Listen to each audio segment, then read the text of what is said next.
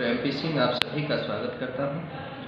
आज मैं आपको बताने जा रहा हूं कि मानसिक रोगी की पहचान क्या होती है और उसका इलाज क्या होता है। बहुत सारे लोग हैं जो नीम, हकीम, मौलवी, तांत्रिक, ओझा के चक्कर में पड़ जाते हैं।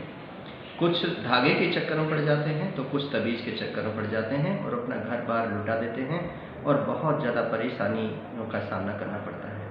साथियों, यह उसका कोई इलाज नहीं है, क्योंकि कारण बहुत सारे हैं। कारण ये होता है कि जब किसी व्यक्ति की बात को सामने वाला नहीं सुनता है या सामने वाला नहीं मानता है या उसको हर जगह से निराश होना पड़ता है या हर जगह से उसको प्रताड़ित होना पड़ता है या उसका कहीं पर ब्रेकअप हो जाता है कि युवा साथी होते हैं और कम उम्र में बिना सूझबूझ के काम लेने से वो आपस में जो प्यार कर बैठते हैं उनका ब्रेकअप हो जाता है या कहीं पर नौकरी चली जाती है और घर की प्रताड़ना बहुत सारी होती हैं। घर के लोग उसको जीने नहीं देते हैं, पत्नी बार बार उसको प्रताड़ित करती है, माँ बाप प्रताड़ित करते हैं, जिसकी वजह से वो मानसिक दशा उसकी खराब हो जाती है और वो मानसिक रोगी हो जाता है।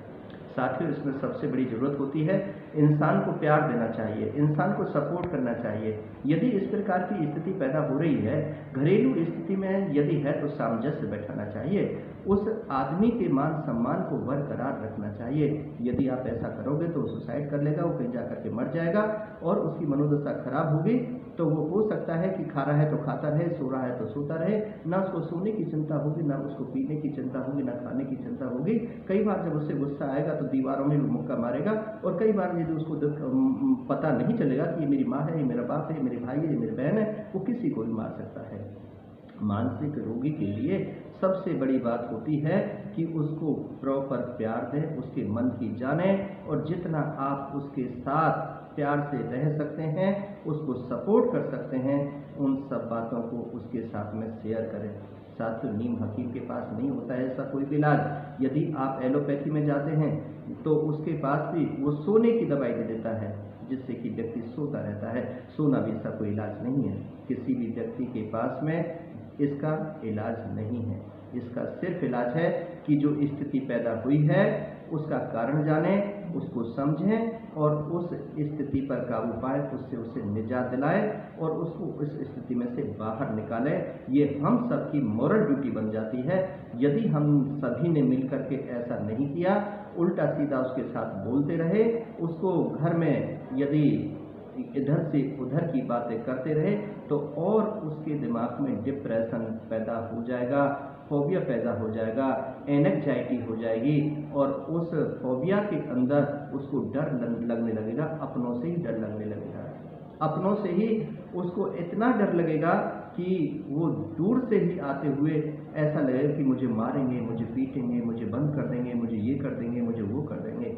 साथियों, कभी भी ऐसे व्यक्ति के साथ जिसकी मानसिक स्थिति ठीक नहीं है, उसके साथ में कभी भी इस प्रकार का व्यवहार नहीं करना चाहिए। उसके साथ ऐसे शब्दों का प्रयोग ना करें कि तूने तो हमें बर्बाद कर दिए, घर बर्बाद हो गया, इतने दिन से इलाज कर रहे हैं, इतना पैसा तेरी बीमारी पर लग रहा है लेकिन फिर भी ठीक नहीं हो रहा है। या उनके बच्चों के सामने ऐसी निराशा की बातें ना करें जिससे उनके बच्चे भी हताहत हो जाए। साथियों, सबसे बड़ी बात है, ऐसी स्थिति में आपने अपनी बुद्धि और विवेक से काम लेना है। यदि वो कोई गलती भी करता है तो उसको भी सहन करना है, उसको समझाना है, उसकी काउंसलिंग करनी है। साथियों, मैंने अपनी काउंसलिंग के द्वारा ऐसे बहुत सारे घरों को आबाद किया है। बहुत सारे जो युवा हैं जो भटक गए थे उनको भी मैंने ज़िंदगी दी है। यदि कहीं पर भी आपको ऐसा लगता है कि आप डिप्रेशन के शिकार हैं, फोबिया के शिकार हैं, एंग्जाइटी के शिकार हैं, तो आप मेरे से कांटेक्ट कर सकते हैं 9810566553 पर। मैं आपका फ्री ऑफ कॉस्ट आपकी काउंसलिंग करूंगा और आपके जीवन के उत्तम जीवन के लिए जो भी कुछ बेस्ट टू बेस्ट दे सकता हूं वो मैं कोशिश करूंगा। इसका इलाज दवाई नहीं है, इसका इलाज सिर्फ काउंसलिंग है, प्यार है, मोहब्बत है और सपोर्ट है। इन सब बातों के साथ आपका बहुत बहुत शुक्रिया, बहुत बहुत